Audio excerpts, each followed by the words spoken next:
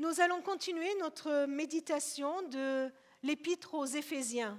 Cette lettre que l'apôtre Paul a écrite à des chrétiens qui habitent en Éphèse. Et puis, il est en train de leur expliquer comment nous pouvons vivre en vainqueur. Comment nous pouvons chacun vivre vraiment en vainqueur chaque jour de notre vie. Nous sommes au chapitre 2 et je vous invite à lire les versets 11 à 22. Rappelez-vous ce que vous étiez autrefois. Vous n'êtes pas juifs de naissance, les juifs vous traitent d'incirconcis alors qu'ils s'appellent circoncis en raison d'une opération pratiquée dans leur chair. Eh bien, en ce temps-là, vous étiez loin du Christ. Vous étiez étrangers. Vous n'apparteniez pas au peuple de Dieu. Vous étiez exclus des alliances fondées sur la promesse divine. Vous étiez dans le monde sans espérance et sans Dieu. Waouh!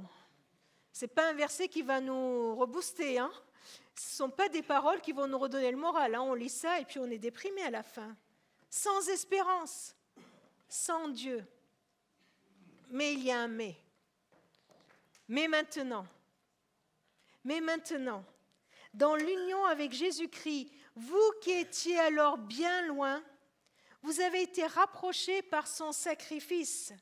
C'est par le Christ lui-même qui nous a apporté la paix, en faisant des Juifs et des non-Juifs un seul peuple. En donnant son corps, il a abattu le mur qui les séparait et en faisait des ennemis. Il a annulé la loi juive avec ses commandements et ses règlements pour former avec les uns et les autres un seul peuple nouveau dans l'union avec lui. C'est ainsi qu'il a établi la paix. Par sa mort sur la croix, le Christ les a tous réunis en un seul corps et les a réconciliés avec Dieu. Par la croix, il a détruit la haine. Le Christ est donc venu annoncer la bonne nouvelle de la paix à vous, les plus lointains, comme aux plus proches. C'est en effet par le Christ que nous tous, juifs et non-juifs, nous pouvons nous présenter devant Dieu, le Père, grâce au même Saint-Esprit.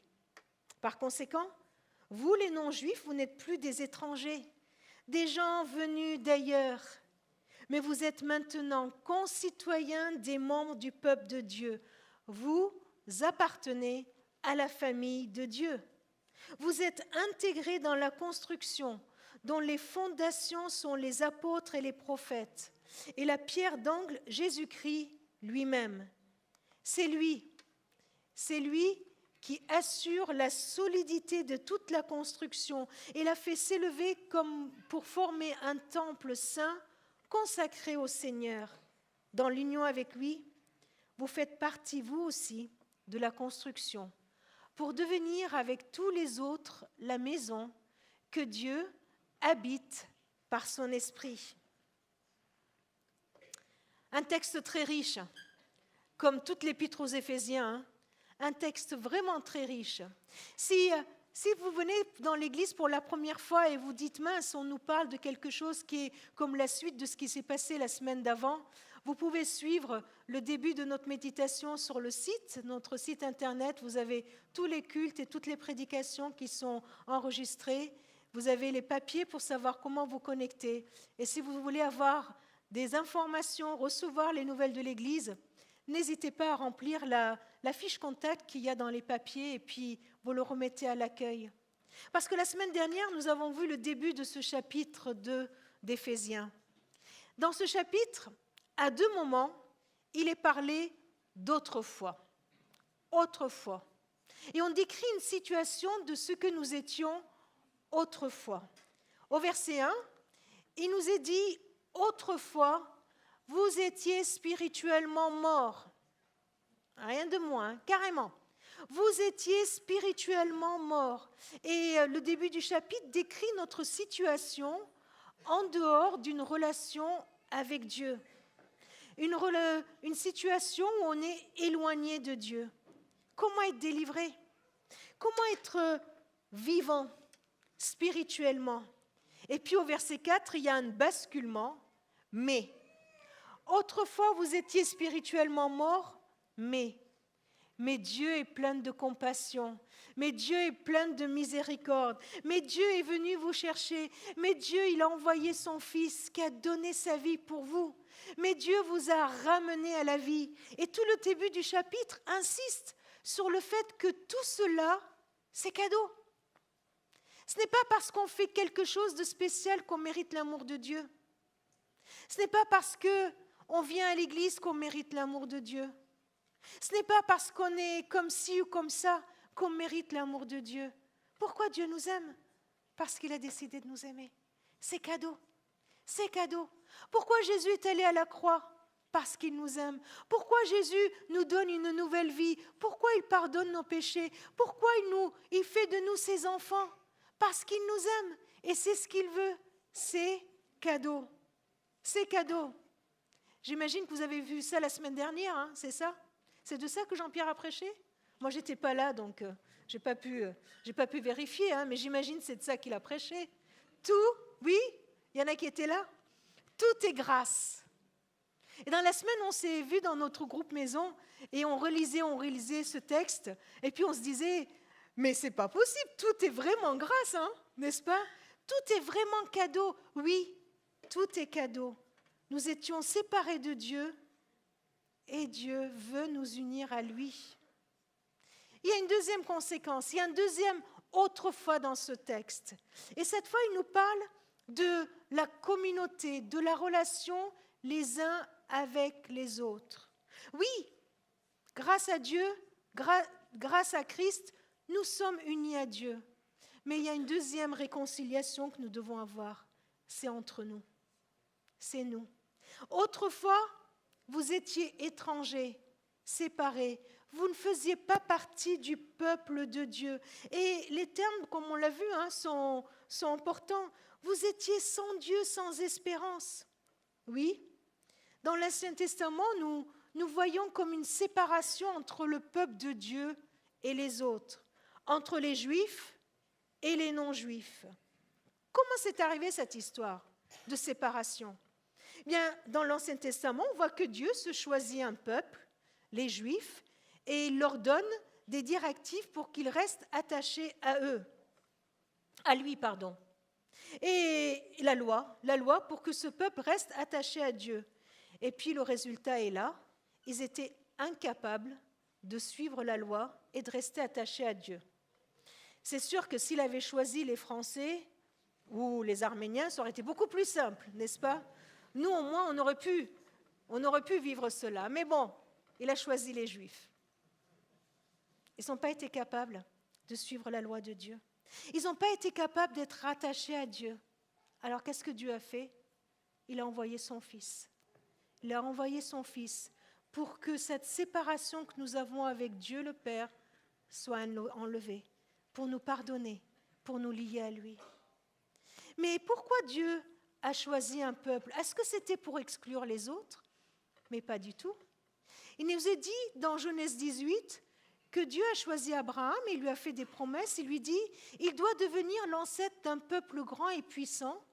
À travers lui, je bénirai toutes les nations de la terre. » Le projet de Dieu est de bénir toutes les nations dès le début.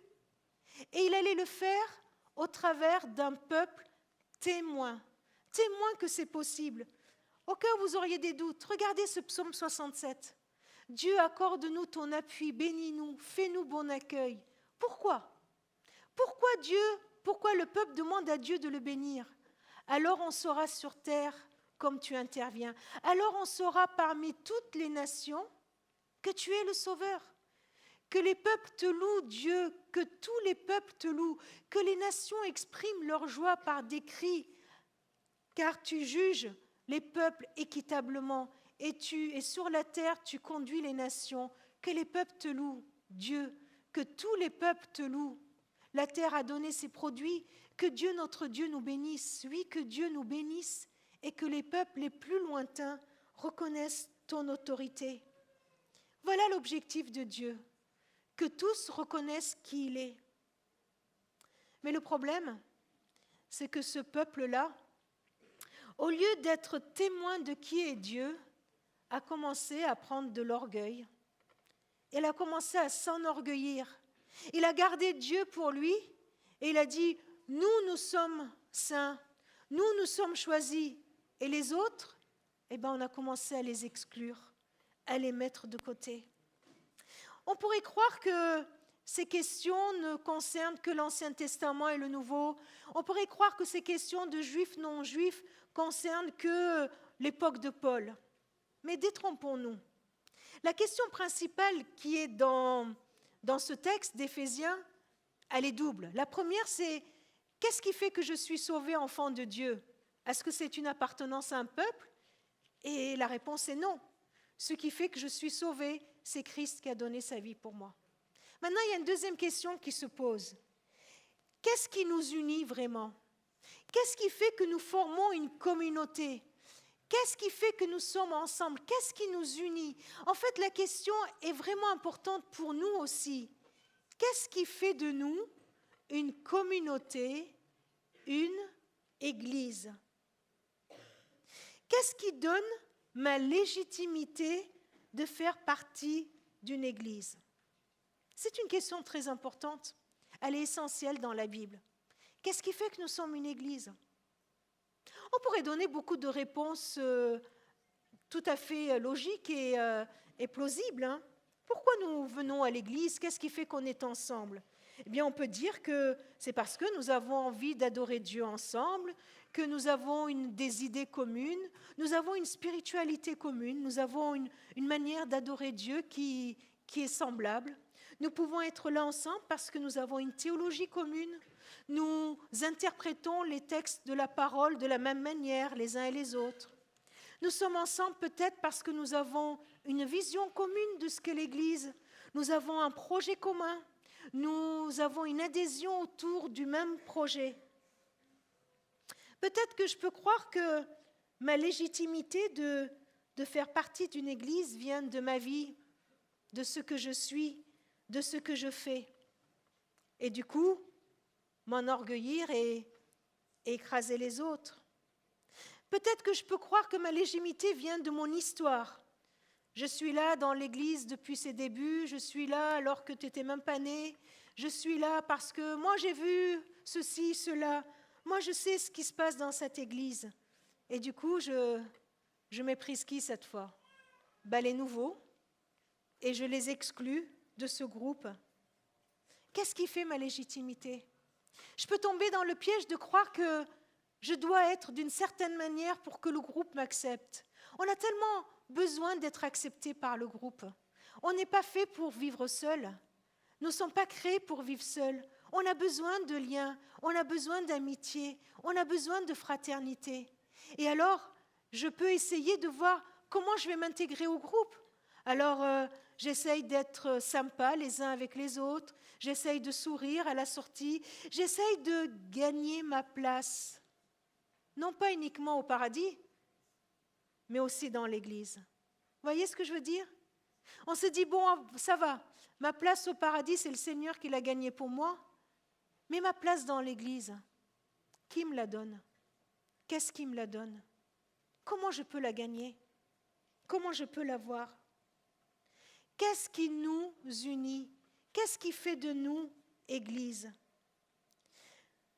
Le problème, c'est que si ce qui nous unit les uns aux autres, c'est nos idées, nos pensées, notre vision, notre façon de faire, qu'est-ce qui arrive quand je ne pense pas comme vous? Quand nous avons une façon de faire différente les uns des autres? Qu'est-ce qui se passe alors? Est-ce que je suis exclue du groupe? C'est un lien qui serait fragile, non, vous ne trouvez pas? Si ce qui m'unit aux autres, si ce qui unit l'Église, c'est uniquement nos pensées, ce serait vraiment fragile. Dans notre texte, nous l'avons lu dans les versets 14, 15, 16, Paul répète 3 fois la même chose, comme si c'était super important, pourvu qu'on ne passe pas à côté de ça. Et il nous donne la réponse de ce qui nous unit. Il dit, c'est Christ lui-même qui apporte la paix en faisant des juifs et des non-juifs, en faisant des jeunes et des vieux, des anciens, des nouveaux, des religieux, des non-religieux, en faisant de toutes les nations un seul peuple. Comment? En donnant son corps, en donnant sa vie. Il a battu le mur qui nous séparait. Il a annulé toutes les traditions. La loi juive, c'était toutes les traditions qu'on devait vivre pour former un seul peuple. Parce que former un seul peuple était beaucoup plus important que toutes nos pratiques, que tout ce que nous faisons pour vivre notre foi. Il a établi ainsi la paix. Par sa mort sur la croix, le Christ les a tous réunis en un seul corps, les a réconciliés avec Dieu. Par la croix, il a détruit la haine. Ce qui fait lien entre nous, c'est Christ. Christ est uniquement lui. C'est lui qui me donne la vie éternelle et c'est lui qui me donne le droit d'appartenir à une communauté. C'est lui qui me donne le droit d'appartenir à l'Église. Ce droit ne vient pas de ce que je fais ou de ce que je ne fais pas. Ce droit ne vient même pas des autres, de la place qu'ils me donnent ou pas. Ce droit ne vient pas de la reconnaissance que les autres me donnent ou pas. Ce droit vient de Dieu. C'est un cadeau. Et je trouve ça extraordinaire parce que par ce que Jésus a fait sur la croix, il y a une double conséquence. Il me réconcilie avec le Père et il m'intègre dans un peuple. Alors, pour comprendre comment ça marche, Paul donne 3 images. 3 images de cette nouvelle situation, 3 images pour nous montrer les conséquences aussi de notre salut. Parce que nous ne sommes pas sauvés tout seuls, nous sommes sauvés avec d'autres. Il dit, par conséquent, vous les non-juifs, vous n'êtes plus des étrangers. C'est quand même fou, hein? Il nous dit, vous n'êtes plus des étrangers. Ce n'est pas évident de vivre dans un pays où nous sommes étrangers. Ce n'est pas évident de vivre dans un pays où on nous renvoie que nous sommes étrangers. Je sais ce que c'est, hein? Vous le savez. Moi, je suis venue en France, j'avais 10 ans. Je ne connaissais pas un seul mot de français. Et puis on est là dans ce pays sans l'avoir cherché. On n'est pas venu pour faire du tourisme. Hein. On n'est pas venu pour. Je ne suis pas venue avec ma famille parce que pour visiter la France et voir si ça me convient. Non, mais parce qu'il y avait une guerre quelque part et on a fallu fuir la guerre pour arriver quelque part. On ne sait pas trop où. C'est pas évident d'avoir le regard de vous êtes étranger. Bien sûr, c'est compliqué de ne pas se sentir légitime dans un pays. Vous voyez, c'est ça. Comme si on usurpait un droit qui n'est pas le nôtre. C'est ça, hein, le sentiment qu'on a quand on est étranger. On mange le pain des autres. En plus, on le dit, hein. D'accord ? Et là, le texte nous dit, vous n'êtes plus des étrangers. Vous n'êtes plus des étrangers. Vous êtes quoi ? Le texte continue, mais maintenant, vous êtes concitoyens des membres du peuple de Dieu. Amen. Dieu me dit, tu n'es pas étranger sur cette terre, tu es concitoyen de mon peuple, tu as toute ta légitimité dans mon peuple. C'est comme s'il me donnait un nouveau passeport, le passeport du royaume de Dieu. Il me donne un passeport et il me dit, va, voyage dans ce monde, voyage dans cette planète que j'ai créée, parce que tu appartiens à un peuple qui dépasse toutes ces frontières humaines que nous nous construisons. Tu dépasses toutes les nations. Il n'y a plus de nations, il n'y a plus de juifs, de non-juifs, il n'y a plus de grecs, d'arabes, il n'y a plus des nations qui comptent. Et il y a notre citoyenneté. Nous appartenons au peuple de Dieu. Je voudrais vraiment te dire ce matin au travers de ce texte que tu as toute ta légitimité dans le peuple de Dieu. C'est Christ qui te la donne. C'est Christ qui te la donne. Ce ne sont pas les autres qui me disent « Si, tu appartiens à ce peuple ». Non, c'est Christ qui le dit. c'est parce que Christ a donné sa vie pour moi. Alors, je suis concitoyen du peuple de Dieu. Alors, le texte continue et dit, mais maintenant, vous êtes concitoyens des membres du peuple de Dieu, vous appartenez à la famille de Dieu. Alors là, ce sont des liens encore plus étroits, beaucoup plus étroits que d'être simplement membres d'un même peuple, des liens d'affection étroits, des liens de solidarité. Vous êtes membres de la famille de Dieu. Et enfin, il termine en disant, vous êtes intégrés à la construction dont les fondations sont les apôtres et la pierre d'angle Jésus-Christ. Ces trois images nous montrent que notre appartenance à un peuple, notre appartenance à une famille, à une construction, ne dépend pas de nous, mais dépend de celui qui me donne cette appartenance. C'est Dieu lui-même. C'est Dieu lui-même qui nous donne cette communauté. C'est Dieu lui-même qui nous donne une famille.